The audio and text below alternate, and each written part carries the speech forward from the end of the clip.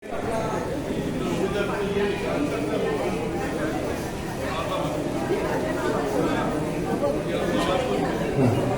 হচ্ছে কৌতুক নাটিকা ছাত্রের পরীক্ষা।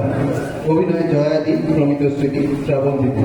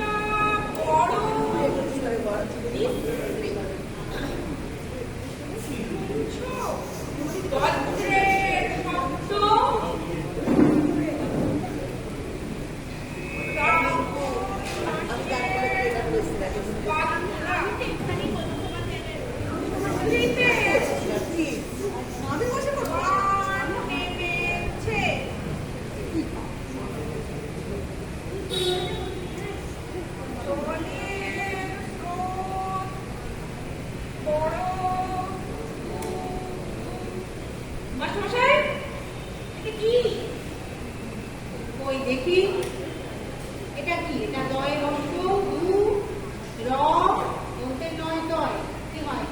দুরন্ত। এটাও করতে পারছো না? করো।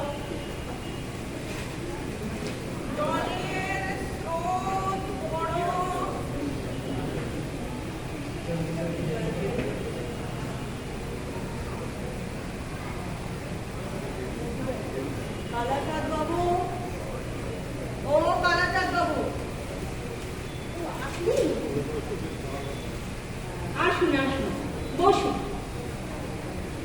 মধু কেমন পড়ছে?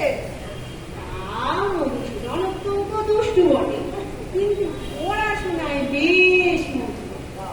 কখনো একবারের বই দুবার বলে দিতে হয় না। যা মধুসূদনকে একবার শিখিয়ে দিয়েছি, মধুসূদন কখনো তা বলবে না। তাই না মধু? ঠিক আছে, আজকে একটা পরীক্ষা হয়ে যাক। হ্যাঁ, দেখুন না। মাস্টারমশাই যা মেরেছেন না, আজও পিঠটা চড় করছে। এসো, আজ আমি তুলবই। একে আজ আমি তাড়িয়েই ছাড়। তো বাবা মেজো, মাস্টারমশাই যা পড়িয়েছেন সব মনে আছে তো?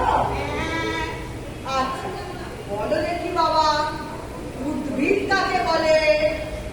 ওই তো যা মাটি ফুটে ওঠে। উদাহরণ দাও একটা। কেঁচো। কি বললি? রসুন মশাই এখনই কিছু বলবেন? পদ্ম গাছ হয়েছে। কাননে কি ফোটে? কাঁটা। কাননে কাঁটা ফোটে?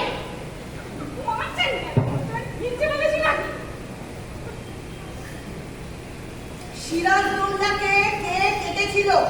ইতিহাসে কি বলে? পোকা। পোকা? দেখি থামুন। কি বলছে? দেখুন না, দেখুন, শুধু সিরাজদৌল্লা কেন, পুরো ইতিহাস বইটাই তো পোকায় কেটেছে।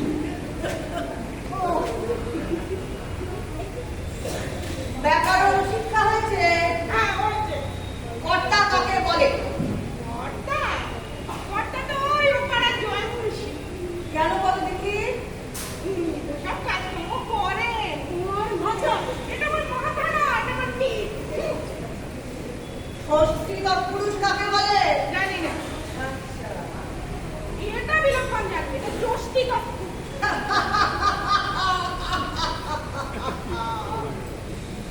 অঙ্ক শিক্ষা হয়েছে বাবা?